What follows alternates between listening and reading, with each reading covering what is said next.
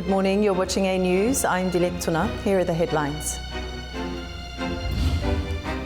Netanyahu met security officials to discuss a military strategy for the Gaza operation. US envoy Steve Witkoff is expected to meet Russian officials later today. Hiroshima marks 80 years since the atomic bomb struck the city.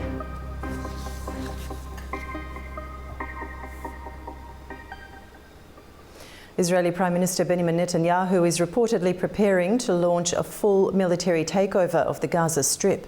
The move has triggered alarm with Israel's own military command and condemnation from Hamas and the international community. Benjamin Netanyahu's office said in a statement that the Prime Minister had held a limited security discussion lasting about 3 hours on Tuesday, where Military Chief of Staff Eyal Zamir presented the options for continuing the campaign in Gaza.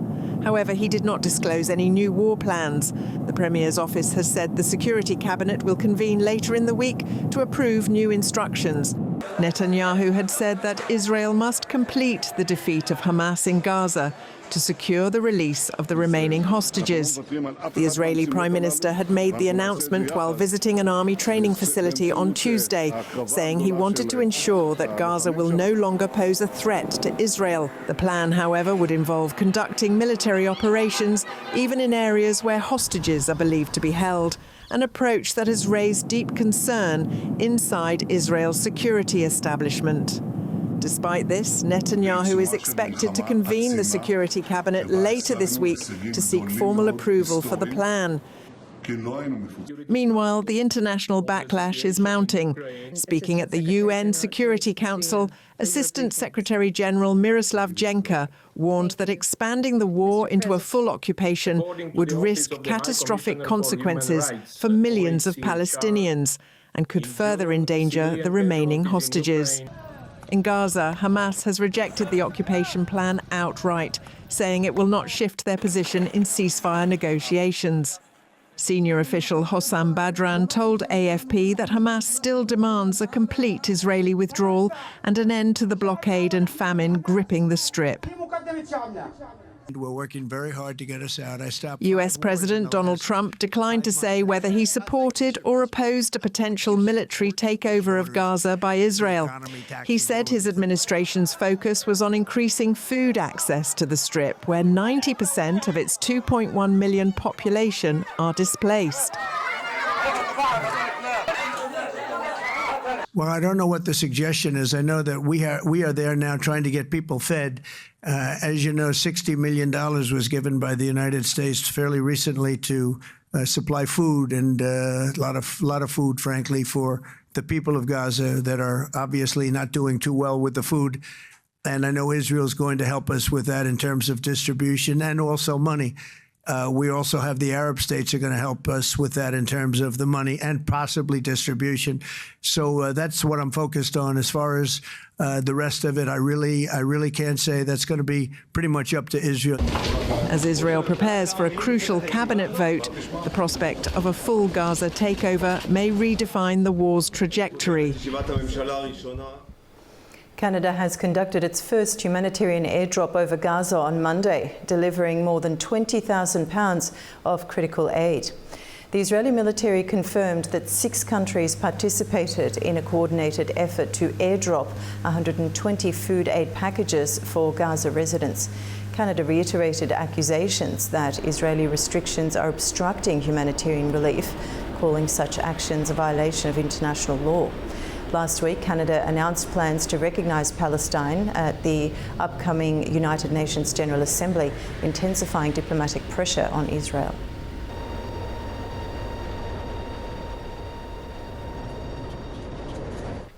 A US envoy is heading to Moscow for talks with Russian officials as President Donald Trump threatens new oil sanctions. The Kremlin has until Friday to make progress on a Ukraine ceasefire. US Special Envoy Steve Witkoff is expected in Moscow today for meetings with Russian officials. His visit is part of renewed diplomatic pressure as Washington demands that Russia agree to a ceasefire in Ukraine by Friday or face new sanctions. The trip comes amid growing talk of secondary sanctions and 100% tariffs on countries still purchasing Russian oil, including China and India.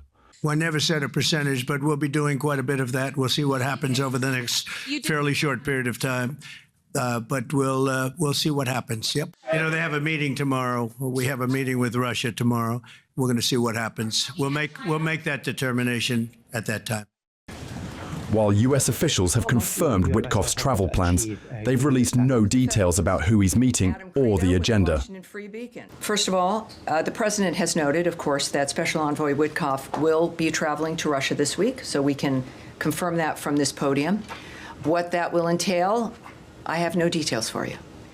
The Kremlin has acknowledged Witkoff's arrival, but says relations remain tense. US officials have not confirmed whether a meeting with President Vladimir Putin is on the table. The Kremlin says Moscow is entitled to take any relevant measures on the deployment of intermediate and shorter range missiles, as it is now not restricted by anything. That's after Russia withdrew from a unilateral moratorium on land-based missile deployment. Our correspondent has more from Moscow. The Kremlin is yet to react to the US president's announcement that he has deployed nuclear-capable submarines to what he called appropriate regions. Donald Trump said the move is in response to Russia's former president Dmitry Medvedev's remarks, suggesting that he would be ready to launch a nuclear strike as tensions rise over the conflict in Ukraine. Political observers in Russia suggest that the verbal spat between Trump and Medvedev would come down, but at the same time note Moscow's earlier comments that using threats and ultimatums is unacceptable and would only lead to further escalation. Meanwhile, Russian President Vladimir Putin said Friday that Moscow is willing to continue talks with Kyiv, but reminded of Russian success on the battlefield. He also said that the first mass-produced Oryezhnik hypersonic missile systems have entered service with Russia's armed forces. Trump's skirmish with Medvedev began a few days ago when Medvedev advised Trump not to play ultimatums with Russia, warning him of a potential conflict between Moscow and Washington. On Monday, Trump reduced the deadline for a peace deal between Russia and Ukraine to 10 or 12 days and threatened imposing, quote, sanctions and maybe tariffs, secondary tariffs. Trump previously spoke about Russia's so-called dead economy and called Medvedev an unsuccessful former president. In response, Medvedev advised Trump to think about a dead hand, an automatic launch system for nuclear weapons. US President Donald Trump said on Tuesday the FBI may have to get involved in Texas after the state's Democratic lawmakers fled the state capitol to prevent the legislature from adopting a Republican-backed plan for redrawing Texas congressional districts. The exodus of more than 50 Democrats from Texas was intended to deny Republicans in Austin the quorum necessary to vote on the redistricting plan. By redrawing district lines in hopes of flipping some seats in the US House of Representatives currently held by the Democrats, the Republican Party aims to protect its narrow majority in next year's congressional midterm elections. Japan held a memorial in Hiroshima to mark 80 years since the US atomic bombing. Around 55,000 people from 120 countries observed a moment of silence at 8:15 a.m., the exact time the bomb struck. Prime Minister Shigeru Ishiba laid a wreath and called for global nuclear disarmament. The attack killed 78,000 instantly in 1945, with total deaths reaching about 140,000 by the year's end. A second bomb hit Nagasaki 3 days later. With the 80th anniversary of the atomic bombing on a quiet island near Hiroshima, one man's search through the soil brings back the memory of lives lost that were never laid to rest, a reminder of war's lasting scars. As Japan marks 80 years since the atomic bombing of Hiroshima, quiet work on a small island nearby is uncovering what was long left behind. On Ninoshima Island, just 4 kilometers from where the bomb was dropped, university researcher Ribun Kayo carefully digs through the soil, looking for bones of victims buried after the blast. In the weeks after August 6th, 1945, the island was turned into a field hospital. Thousands of survivors were brought over from the mainland. Many died soon after, and when cremation couldn't keep up, they were buried in mass graves. The bones in here, they haven't been treated humanely for 80 years. They've been buried in the earth like they're objects. Normally when we humans die, we're buried respectfully, somewhere like at a temple or a church, and we go to heaven after a farewell ceremony. That's the humane way to do things. Keo started his search in 2018, following a tip from the family of a man who had witnessed the burials as a child. Since then, he's uncovered over 100 bone fragments. For him, the search is personal. 3 of his own family members were killed in the war, and their remains were never found. People today who don't know about the war focus only on the recovery of Hiroshima, and they move the conversation forward while forgetting about these people here. In the end, it becomes like, even if you drop an atomic bomb, you can recover. That's why there will be people who think it's okay to drop the bomb again. There will always be people who try to justify it in a way that suits them. Keo says these bones have been left in the ground like forgotten objects. His mission is to bring them dignity and remind people that the impact of war doesn't end when the fighting stops. He fears that forgetting this lives loss could risk normalizing the horrors of war. To him, if the past fades too far, even the use of an atomic bomb could be seen as acceptable again.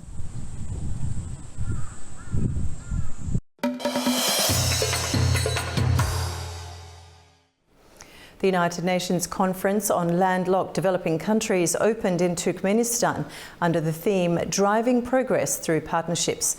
The conference will run from the 5th to the 8th of August. UN Chief Antonio Guterres opened the meeting, naming Turkmenistan's president as chair.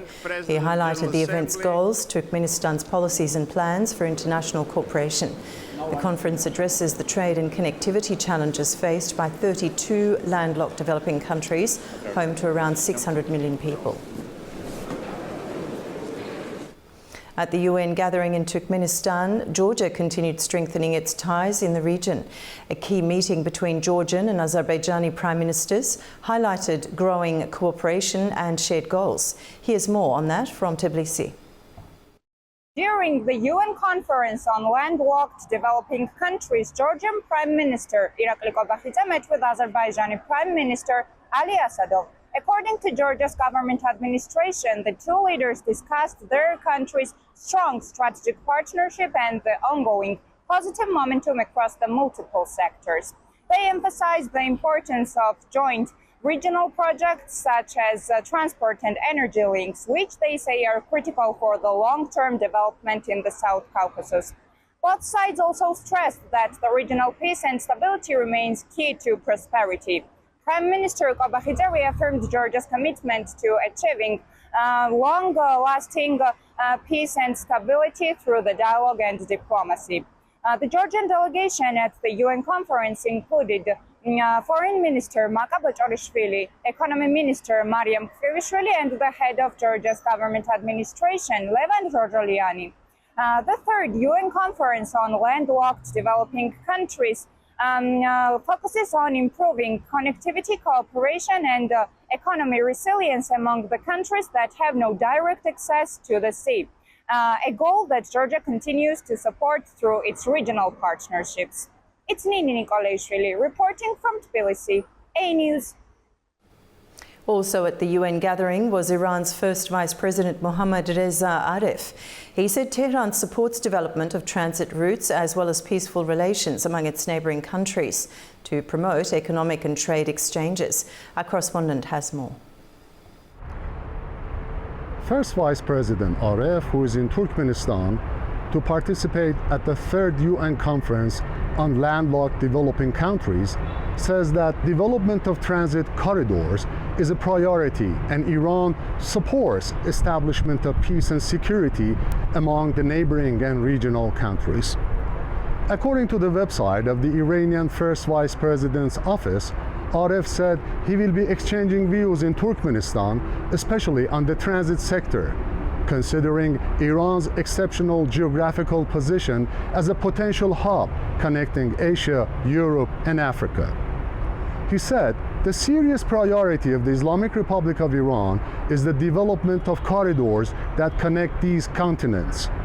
This important issue will be emphasized in this visit, he added.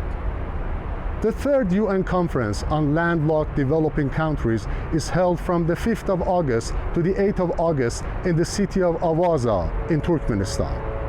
Its objective is to offer a chance to the landlocked developing countries as they face hurdles in trade, connectivity, development, and prosperity because they lack direct sea access. On the sidelines of the Avaza conference, First Vice President Aref met with Chairman of Presidential Council of Libya, Mohammed Al-Menfi, during which the Iranian official supported the inter-Libyan talks and welcomed the increase in bilateral trade exchanges following reopening of embassies in Tehran and Tripoli. Aref also had a meeting with the Armenian President Vahagan Khachaturian, in which he stressed expansion of Tehran-Yerevan relations, trade relations, and welcomed the ongoing peace talks between Armenia and Azerbaijan without interference of foreign countries. During his stay in Turkmenistan, Aref is scheduled to meet UN Secretary General Antonio Guterres, Turkmen officials, as well as a number of participants of the conference. Turaj Shiralilu, reporting for A News TV, Tehran.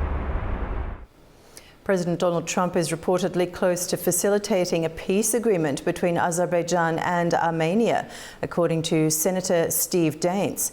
He noted that most previous mediation attempts by third parties had failed and criticised past US administrations for not prioritising peace in the region. Congressman Joe Wilson also praised Trump's mediation efforts, calling him an unmatched peacemaker and suggesting that a peace deal between Baku and Yerevan could be his next achievement. Previously, we spoke with Professor Dr. Ashfaq Ahmed, Chairman of Politics and International Relations at the University of Sargodha, regarding the possible upcoming meeting of Aliyev and Pashinyan in Washington. Ahmed shared his insights.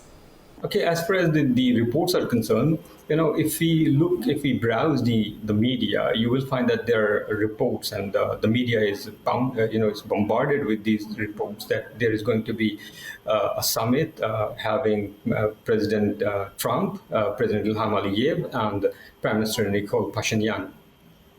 But the issue is that Nikol Pashinyan office, or the Prime Minister office in Armenia, has neither denied these reports that Pashinyan is going to fly to Washington, nor they have confirmed these reports. So there are two different aspects. And as far as the signing of the MOU is concerned, that is scheduled on Friday, the day after tomorrow, perhaps. So the point is that there are mixed reports about signing of this agreement.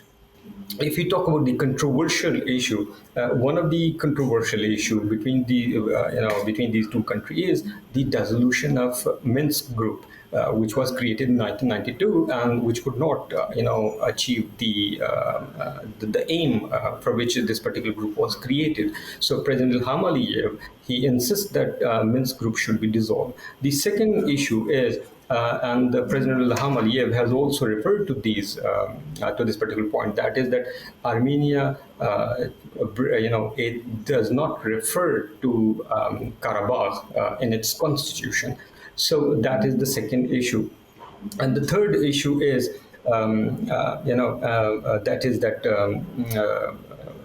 these are the issues of which. So the point is that what can be included, since both these countries, they are perhaps going to join to sign a letter of intent, which if you talk about the legality of letter of intent or memorandum of understanding, the letter of intent is not a binding document. So if these countries are going to sign a letter of intent, there is possibility that Armenia may agree to dissolve the Minsk Group. Turkey's parliament has launched a new cross-party commission to address Kurdish rights following the announcement by the PKK of its disbandment after nearly 4 decades of armed attacks against the Turkish state. The parliament speaker opened the first session calling it a historic turning point in the country's fight against terrorism. He said the aim is not to change laws, but to reinforce brotherhood through dialogue. He underlined the need to move beyond a security-only approach and focus on freedom, equality and justice. And it looks like Azerbaijan is emerging as a destination for modern wine tourism. The National Geographic magazine highlighted the country's 5 best contemporary vineyards in a recent article. From a forgotten cellar in Goygol to world-class wineries featured in National Geographic, Azerbaijan's wine renaissance is both ancient and forward-looking. 3 years ago, local guide Raoul Abazadeh cleared the rubbish that hid a historic cellar built by German settler Christoph Vorer. Beneath those doors lay narrow corridors, termite-ridden barrels, and relics dating back to the 1930s. Today, visitors drink indigenous wines like Madrasa and crisp Bayan Shira, alongside Chardonnay, Saperavi, Rkatsiteli, and Pinot Noir in this restored grotto of heritage. National Geographic's article showcases 5 of the country's standout modern vineyards, each contributing to Azerbaijan's renewed reputation as a wine destination. One vineyard, nestled at the foothills of the mountains at 400 meters elevation, crafts premium reds and whites, offering tastings with panoramic views. Another, in the Ismaili region, draws on native grape varieties to produce red, white, and rosé wines. Guests can explore vast underground cellars and join in the seasonal grape harvest. In the rolling hills of Shamaki, the country's first certified organic vineyard pairs wine production with a guest house and museum, showcasing unique blends that reflect the region's soil and history.